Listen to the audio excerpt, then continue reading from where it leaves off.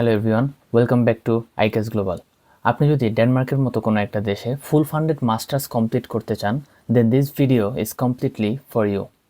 এই ভিডিওতে application time, application deadline, eligibility, profile requirements, English proficiency সহ যা যা লাগে সব কিছুই কভার করব আমি। First of all let's talk about eligibility. আপনাকে ইইউ বা ইই এর বাইরে কোনো কান্ট্রিতে অবস্থান করতে হবে, সাপোজ এশিয়া, আফ্রিকা, বাংলাদেশ থেকে আপনি ইজিলি এইসব স্কলারশিপে আবেদন করতে পারবেন। দেন আপনার ইংলিশ ল্যাঙ্গুয়েজ রিকোয়ারমেন্ট ফুলফিল করতে হবে, আপনার একাডেমিক ব্যাকগ্রাউন্ড অনেক বেশি স্ট্রং হতে হবে এবং অবশ্যই আপনার একটা ব্যাচেলর ডিগ্রি লাগবে যেহেতু আপনি মাস্টার্সে যাবেন। One of the most important points is এই স্কলারশিপগুলোতে আবেদন করতে আপনার আলাদা করে কোনো আবেদন করা লাগবে না। আপনি যদি নর্মাল মেইন স্ট্রিম ইউনিভার্সিটিগুলোতে আবেদন করেন, অটোমেটিক্যালি আপনি স্কলারশিপ কনসিডারেশনে পড়ে যাবেন। সো এইটাতে অন্যান্য কান্ট্রি থেকে হ্যাসেলটা খুবই কম। আপনি জাস্ট অ্যাপ্লাই করবেন ইউনিভার্সিটিতে। সো আপনার যদি লাক ভালো থাকে বা সব কিছু ম্যাচ করে, আপনি অটোমেটিক্যালি স্কলারশিপগুলো পেয়ে যাবেন। Let's talk about subject and courses. আপনি যে কোনো সাবজেক্টের ব্যাকগ্রাউন্ড থেকে আবেদন করতে পারবেন। যে কোনো রকম একটা সাবজেক্ট আপনি ওই কান্ট্রিতে ডেনমার্কে চুজ করতে পারবেন, but make sure that your background is completely matched with your master's program. কারণ আপনার ব্যাকগ্রাউন্ড যদি মাস্টার্স প্রোগ্রামের সাথে ম্যাচ না করে তাহলে ইসিটিএস ম্যাচ হবে না এবং আপনি অফার লেটার পাবেন না।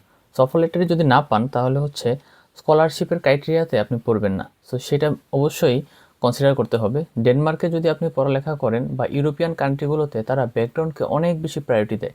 সাপোজ আপনি যদি মার্কেটিংয়ে পড়ালেখা করেন বা অ্যাকাউন্টিংয়ে পড়ালেখা করেন, আপনি শিফট করে এনভায়রনমেন্টাল সায়েন্সে যেতে পারবেন না, যেটা কিনা আবার ইউকে, ইউএসএ এগুলোতে পসিবল। সো এইটা অনেক গুরুত্বপূর্ণ একটা পয়েন্ট, এটা সবাই মাথায় রেখে অ্যাপ্লাই করবেন। প্রোফাইল অ্যান্ড হচ্ছে ইংলিশ প্রফিসিয়েন্সি টেস্ট, দুটা নিয়ে একটু ডিসকাস করি। প্রোফাইল হতে হবে অনেক বেশি স্ট্রং, এটা ট্রু। নর্মালি যে অ্যাপ্লিকেশনগুলো পড়ে সেগুলো অফার লেটারই অনেক সময় পায় না। সো সেই জায়গা থেকে অফার লেটার পাওয়াটাও মোটামুটি ডিফিকাল্ট। ইভেন স্কলারশিপ পাওয়া বা ফুল ফান্ড পাওয়া, এটা বলা যায় অনেক বেশি অ্যাডভান্স লেভেলের একটা জিনিস, অনেক অ্যাডভান্স স্টুডেন্টসরাই পায়। সো সেক্ষেত্রে আপনার সিজিপি অনেক হাই হতে হবে। নিয়ারলি আমি যতটুকু শুনছি 3.78 এই লেভেলে যাদের সিজিপিএ তারাই মূলত এই স্কলারশিপগুলো পায়। এছাড়া ইংলিশ প্রফিসিয়েন্সি টেস্ট আপনার 6.5, no then less than 6। So এরকম ক্রাইটেরিয়া থাকে। আমি হচ্ছে ইউনিভার্সিটির এই লিঙ্কগুলো বা ক্রাইটেরিয়াগুলো আমি কমেন্ট বক্সে দিয়ে দিব যাতে আপনারা সরাসরি দেখতে পারেন রিসেন্ট ইনফরমেশনটা, কারণ এটা ইউনিভার্সিটি ওয়াইজ ভ্যারি করে। বাট কমন আইএলসের রিকোয়ারমেন্ট হচ্ছে 6.5, নো দেন লেস দেন 6। দেন হচ্ছে রিকমেন্ডেশন লেটার, এটা আপনার লাগবেই। আর এসওপি, এটা অনেক বেশি গুরুত্বপূর্ণ। এসওপিটা অনেক গুরুত্বপূর্ণ একটা জিনিস ভেবে এসওপিটা লিখতে হবে। আপনার একটা নিজের পার্সোনাল স্টোরি লাগবে। স্কলারশিপের জন্য এসওপির চেয়ে গুরুত্বপূর্ণ জিনিস আর কিছুই নাই।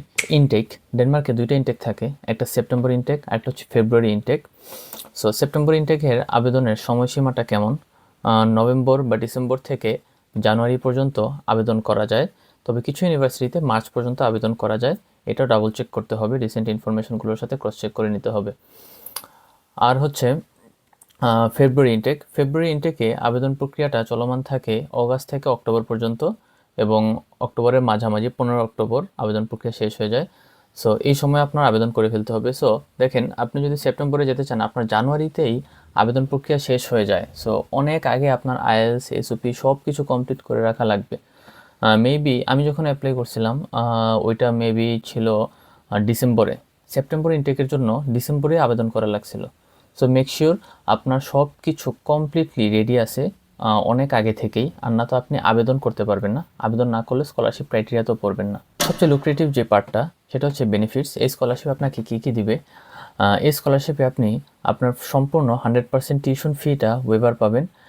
দেন এইখানে আপনি 6000 ড্যানিশ ক্রোনা মান্থলি অ্যালাউন্স পাবেন, যেটা দিয়ে আপনার থাকা, খাওয়া এবং ট্রান্সপোর্টেশন ওভারঅল কমপ্লিট করা যাবে আই গেস।